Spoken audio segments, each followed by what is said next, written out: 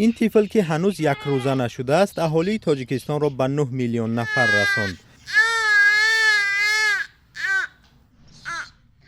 و من خیلی مادر خوشبخت هستم که فرزند من ساق و سلامت در پیش من است و 9 میلیون نفر در در جمهوری تاجیکستان می باشند. آیا شما یک عمر فکر میکردید که یعنی در گوشه خیالتان بود که فرزند شما هم میگن 9 میلیونی اهالی تاجیکستان میشه؟ نه، من درش نمیدونستم که اهالی جمهوری تاجیکستان 9 میلیون باید شود. در این تولدخانه دوشنبه به دنیا آمد. رادیو آزادی پدرش را در اینجا پیدا کرد. ما راستی گپ سر اولم سر آوردیم ساعت 5:30 بود با فکرم خطا نکنم مادر.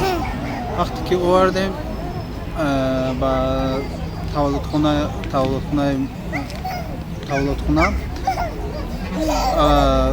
اومدیم ما رو شروع چیکردن مقصد پیشواز گرفتن تولد کردن که بعد از تولد کردنش بعد با ما زنگ زدن گفتن که مقصد فرزند 9 میلیونه شده است. اولش باور نکردم، باوری نداشتم که همین گونه شده است. رئیس جمهور امامعلی رحمان آنها را تبریک گفته و رئیس شهر رستم امامعلی با آنها خانه 3 حجره‌ای تقدیم کرد. هنوز سری نام برای دختر به موافقه نرسیدند.